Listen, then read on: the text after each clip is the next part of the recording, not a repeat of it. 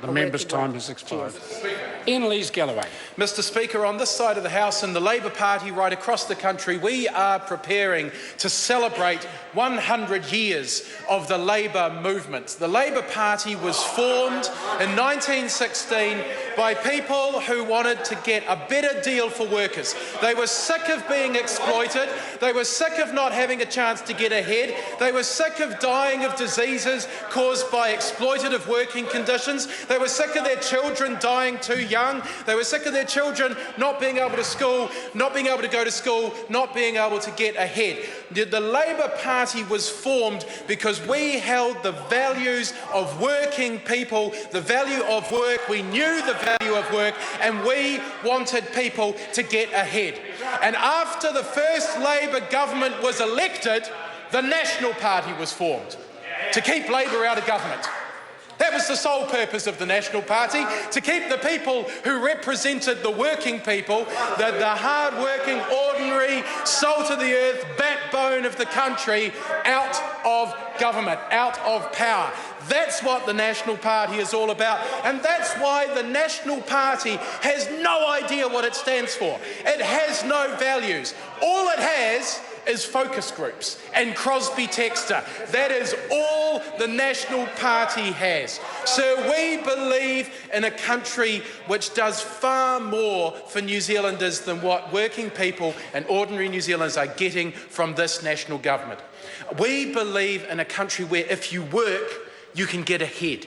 If you work, you'll actually get paid a decent day's pay for a decent day's work. That's what we believe in. We believe that if you get a job, you should have some security in that work. You should know from one week to the next how many hours you're going to get, how much work you're going to pay, so that you can put some money aside, so that you can get a mortgage or get a loan, or so that you can save up for your kids to be able to go to school camp, or all the variety of things that people ought to be able to take for granted but have become luxuries under this national government.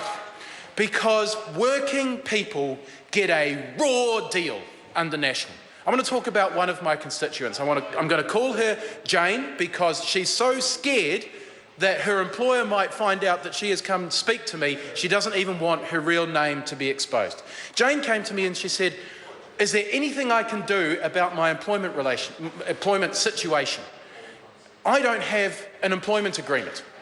When I go to work, my employer decides what is work and what is not, what I get paid for and what I don't get paid for.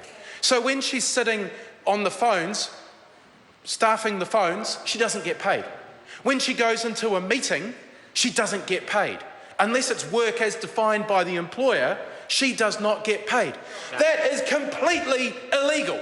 And my advice to her was, we have got to go to a Labor inspector, we have got to get this investigated. Her response was, I can't do that because I might lose that little bit of work that I've got.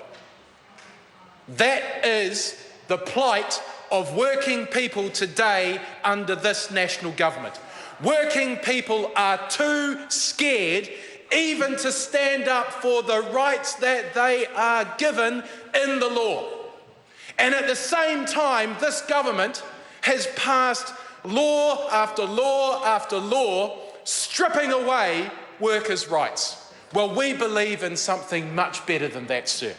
We believe that Jane shouldn't only get her minimum standards as allowed for under the current law, but that she should also get guaranteed hours. She should know how many hours she's going to get from one week to the next. She should get paid a decent wage for the work that she does. She should be respected by her employer for the work that she does, and she should have the opportunity to develop her career so that she can get ahead in her chosen profession, so that she can live the life that members opposite who think that getting a passport every 5 years is the worst thing that could possibly happen to them.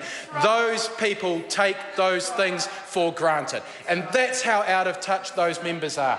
When they talk about how they're getting more people into work when those people are on 0 hours contracts, when they're on minimum wage, or not even getting the minimum wage because they're on contracts and they have to work too many hours to get the money that they've been contracted for. They don't even get minimum wage. We can do much better than that, sir.